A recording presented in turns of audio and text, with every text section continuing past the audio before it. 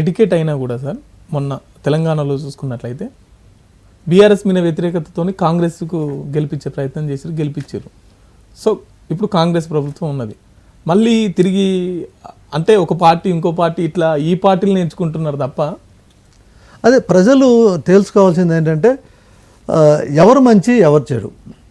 గెలిచిన తర్వాత నా దగ్గరికి వస్తారా రారా, నా సమస్యలు తీరుస్తాడా లేదా, నాకు పని కల్పిస్తా, పని అంటే ఉద్యోగం కానీ వ్యాపారం కానీ వ్యవసాయం కానీ చేసేటట్టుగా అవకాశం వస్తుందా రాదా, అవి ప్రజలే తెలుసుకోవాల్సింది.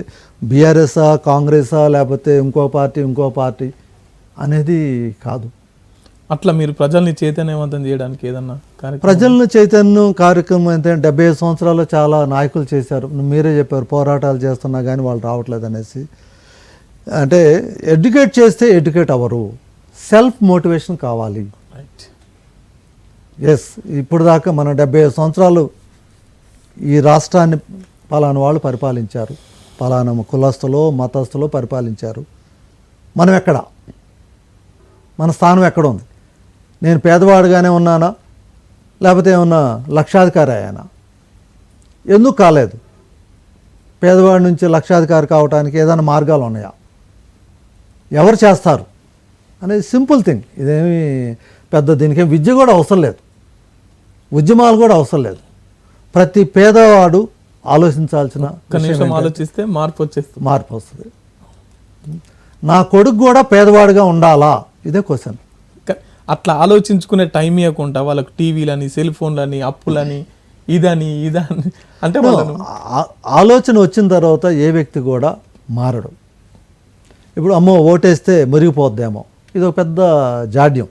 చదువుకున్న వాళ్ళకి చదువు రాని వాళ్ళకి సపోజ్ ఒక మంచి ప్రణాళికతో ఏదో ఒక పార్టీ వెళితే ఈ పార్టీకి వేస్తే మురిగిపోద్ది, ఆ పార్టీకి వేస్తే గెలిచిన తర్వాత ఏం చేస్తారు వాళ్ళు? సేమ్ ఇప్పుడు పార్టీ ఏదో పార్టీకి వేస్తారు, ఈ రెండు పార్టీల్లో ఒక పార్టీకి వేస్తారు. అసలు నీకేమైనా ఇస్తా ఉన్నారా వాళ్ళు? నీకేం చేస్తా ఉన్నారు? మంచి చేసి. అందుకని ఈ ఏదైతే చదువుకున్న మేధావులు ఉన్నారో నేను అందరికి అప్పీల్ చేస్తాను మీడియా ద్వారా, ఈ మేధావులందరికీ అమ్మో కొత్త పార్టీకి ఓటేస్తే మురిగిపోద్ది, అందుకని ఉన్న వాటిల్లో రెండిట్లో ఒకదాన్ని బెటర్ అని ఎంచుకోవటం అనేది చాలా పొరపాటు.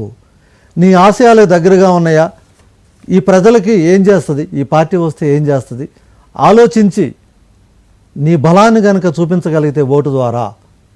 ప్రతి నియోజకవర్గంలో ఆల్మోస్ట్ ఉన్నవాళ్ళు లేనివాళ్ళు, ఉన్నవాళ్ళు మహా ఉంటే ఒక 10,000 మందో 20,000 మందో 50,000 మంది ఉంటారు. మిగిలిన 2 లక్షల పేదవాళ్లే కదా. ఈ 2 లక్షల పేదవాళ్ళు కనుక ఆలోచించి ఎస్ ఆల్ తెలుగు ప్రజా పార్టీకి వేస్తే గెలుపు 100%. ఆ ఆలోచన రావాలి.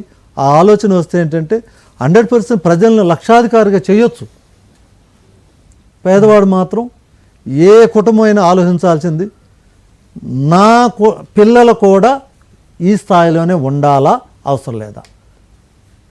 ఉండాలనుకుంటే ఇప్పుడున్న ప్రజెంట్ పార్టీలకు వేయాలి, వద్దు నా పిల్లలు లక్షాధికారులు అనుకుంటే మాత్రం ఆల్ తెలుగు ప్రజా పార్టీకి వేయాలని మేము ప్రగాఢంగా చెప్తున్నాం.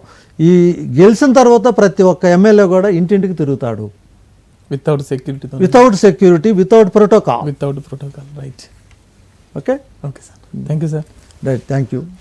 సో చూస్తున్నారు కదండి, ఆల్ తెలుగు ప్రజా పార్టీ అధికారంలోకి వస్తే ఎటువంటి ప్రోటోకాల్ లేకుండా, అలాగే సెక్యూరిటీ భద్రతా సిబ్బంది లేకుండా ప్రజల మధ్య ప్రజలతోనే నిరంతరం ఉంటామని చెప్పేసి సార్ ప్రామిస్ చేస్తున్నటువంటి పరిస్థితి. అలాగే ప్రజలు ఒక్క నిమిషం ఆలోచించి మార్పు వచ్చే దిశగా ఏ పార్టీ నాయకులు మనతో దగ్గరగా ఉంటారు, ఏ పార్టీకి ఓటేస్తే మన బతుకులు బాగుపడతాయి అని ఆలోచించుకోవాలని సార్ చెప్తున్నటువంటి పరిస్థితి. ఇది ఇవాళ స్పెషల్ డిస్కషన్.